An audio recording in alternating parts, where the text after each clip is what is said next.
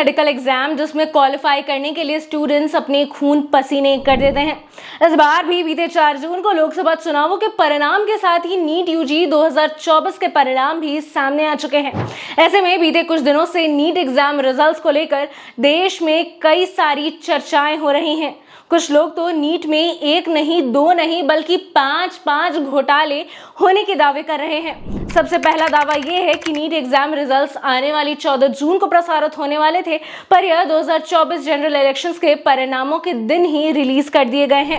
दूसरा स्कैम यह है कि पिछले साल पूरे देश में सिर्फ 2 स्टूडेंट्स ऐसे थे जिन्होंने नीट के एग्जाम में टॉप कर फुल मार्क्स गेन किए थे, पर इस बार 67 बच्चे ऐसे हैं जिन्होंने टॉप करके फुल मार्क्स गेन किए हैं। इसका साफ तौर पर मतलब ये निकलता है कि इस साल के रिजल्ट्स में पिछले साल के कंपैरिजन में 2000% का जंप है, जबकि एक्सपर्ट्स ने इस साल के एग्जाम का लेवल मॉडरेट बताया था। इतना ही नहीं, लिस्ट में 62 से 69 के रोल नंबर्स के बीच सीक्वेंस में बहुत ही आसपास है, जिसका होना नेक्स्ट टू इम्पॉसिबल है। और ये है तीसरा स्कैम।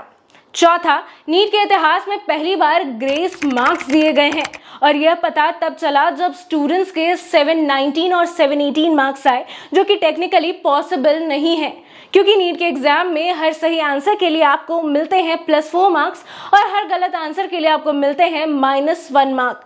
तो अगर किसी स्टूडेंट ने सारे क्वेश्चन को अटेम्प्ट किया है और अगर एक भी क्वेश्चन का आंसर गलत आ जाता है तो उसे मिलेंगे 715 आउट ऑफ 720, पर अगर बच्चे एक क्वेश्चन को अटेम्प्ट नहीं करते हैं तो उसे मिलेंगे मैक्सिमम 716 या फिर 720 मार्क्स। इस पर देश की नेशनल टेस्टिंग एजेंसी ने यह दलील दी है कि क्योंकि स्टूडेंट्स को ग्रेस मार्क्स मिले हैं इसलिए ये आंकड़े पॉसिबल हो पाए हैं। दरअसल एग्जाम पूरा करने के लिए स्टूडेंट्स को सफिशिएंट टाइम नहीं मिल पाए थे, जिसके लिए उन्हें ये मार्क्स दिए गए हैं।